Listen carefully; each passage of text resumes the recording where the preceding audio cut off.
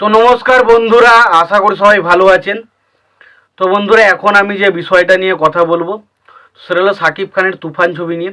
তো সাকিব খানের তুফান ছবি এটা 11 নম্বর সপ্তাহে এসে কেমন কি বাংলাদেশের মাল্টিপ্লেক্স চেন থেকে কালেকশন হয়েছে সেই বিষয়ে আলোচনা করব। তো তার আগে প্রত্যেকটা বন্ধুকে অনুরোধ করে রাখবো, চ্যানেলটা নতুন হয়ে থাকলে অবশ্যই আপনারা চ্যানেলটি সাবস্ক্রাইব করে নেবেন, আর যদি ভিডিওটি পছন্দ হয় অবশ্যই লাইক কমেন্ট শেয়ার করতে ভুলবেন না। তো দেখুন, বক্স অফিস কালেকশন 11 নম্বর সপ্তাহে ডে বাই ডে কেমন কি এসছে মাল্টিপ্লেক্স চেন থেকে সেই বিষয়ে একটা আপডেট আমি পেয়েছি।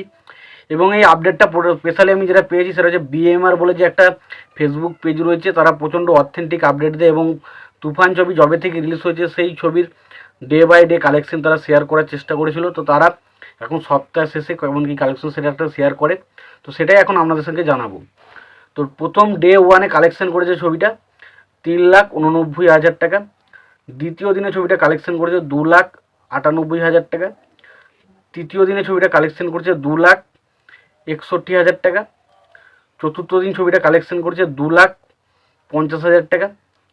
পঞ্চম দিন ছবিটা কালেকশন করেছে 1,35,000 টাকা। ষষ্ঠ দিন কালেকশন করেছে 1,80,000 টাকা এবং সপ্তম দিন ছবিটা কালেকশন করেছে 1,78,000 টাকা। তো এই ছিল মোটামুটি ছবিটার day by day box office কালেকশনের সিনারিও 11 নম্বর সপ্তাহে। ফলে ছবিটার টোটাল যেটা বক্স অফিস কালেকশন করেছে সেটা হচ্ছে 16,94,000 টাকা। ছবিটা টোটাল 11 সপ্তাহ শেষে কালেকশন করেছে এবং টোটাল যদি ছবিটার মাল্টিপ্লেক্স কালেকশনের কথা বলি তো 15,22,00,000 টাকার মতো ছবিটা ওভারঅল কালেকশন কিন্তু শুধুমাত্র মাল্টিপ্লেক্স চেন থেকে বাংলাদেশের করেছে। এবার যদি আমি কলকাতার কালেকশনের কথা বলি তো কলকাতা থেকে ডেফিনেটলি ছবিটা কালেকশন করেছে 40 লাখ টাকার মতো।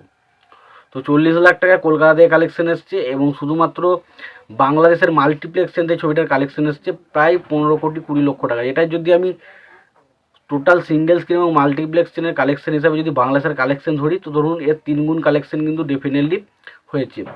তো মোটামুটি 45 কোটি থেকে 46 কোটি টাকা শুধুমাত্র বাংলাদেশের কালেকশন ধরা যায়।